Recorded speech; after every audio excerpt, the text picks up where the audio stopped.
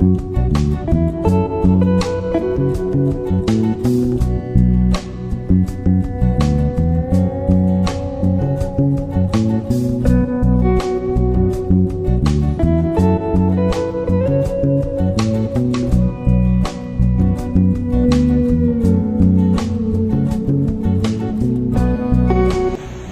নাম গৌতম মণি, আমি হাউস ক্লাবের সম্পাদক।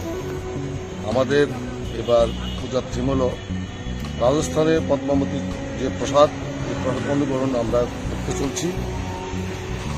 এটা খুব ঐতিহাসিক একটা ব্যাপার আছে। যে ঐতিহাসিক ব্যাপারটা কতটুকু আমরা তুলতে ধরতে পারি সেই চেষ্টাই চলছে। আমাদের এখন ক্লাবের যে মণ্ডপ এবং প্রতিমা কাজে শেষের পথে। আর আমাদের যে অ্যাক্টিভিটিস যা থাকবে এখানে, আমাদের যে মহিলারা থাকবে, এখানে পুরুষরা থাকবে।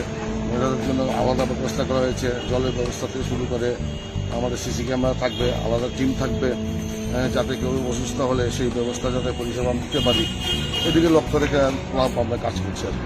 আর ভিড়টা যতই হয়, আমরা করোনা অতি মহামারী থেকে মাত্র উঠে এসেছি, যাতে দ্বিতীয়বার না হয় সেদিকে লক্ষ্য রেখেই আমরা এই কাজ করব।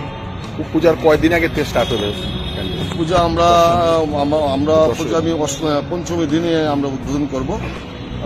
আমাদের নিমন্ত্রণ করেছি আমরা মাননীয় মুখ্যমন্ত্রী ডক্টর মানিক শাহকে এবং আমাদের যে সমাজসেবক রাজীব ভট্টাচার্যকে।